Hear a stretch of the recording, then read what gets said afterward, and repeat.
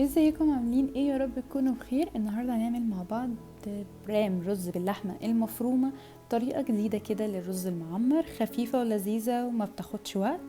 قبل ما نبتدي في الطريقه ما تنسوش تعملوا لايك للقناه وسبسكرايب وتفعلوا الجرس عشان يوصلكم كل جديد. ويلا نشوف الطريقه. عندي هنا في طاسه او الوok على النار هحط شويه زيت وهنزل بالبصل واللحمه المفرومه. انا هنا كنت مستخدمه نص كيلو بس الكميه كانت كبيره، انا عامله كميه كوبايتين رز بس، فانتوا ممكن تستخدموا ربع كيلو لحمه مفرومه بس كفايه. هتبلها بملح وفلفل وبهارات لحمه ونص معلقه قرفه. هقلب التوابل مع اللحمه كويس جدا.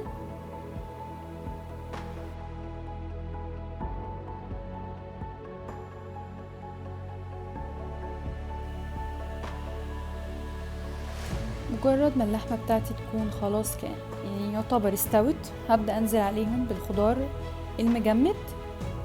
حطوا الخضار اللي انتوا حابينه. انا هنا خضار كان مشكل اللي هو جاهز، عبارة عن كوسة وبروكلي فاصوليا جزر اللي انتوا حابينه وبسلة.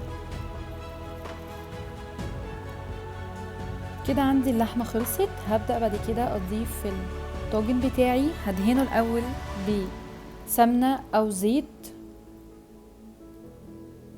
بعد كده هبدأ ارص الطبقات بتاعته. هحط نص كمية الرز اللي هي انا مستخدمة كوبايتين، هضيف كوباية واحدة تحت. وبعد كده هبدأ اضيف طبقة اللحمة.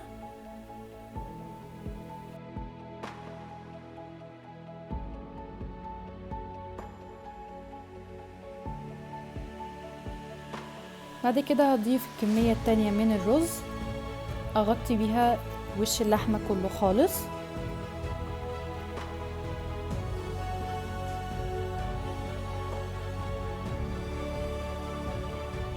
بعد كده هسقيه بكوباية ونص من شوربة لحمة، وهضيف كمان كوباية من كريمة الطهي الجاهزة، وادخله الفرن على اعلى حرارة لمدة نص ساعة. وده الشكل النهائي للطاجن بتاعنا. الرز طالع مفلفل مش معجن وطعمه خفيف، الكريمة مش دسمة قوي، وكانت طريقته جديدة وسهلة وطعمها حلو جدا.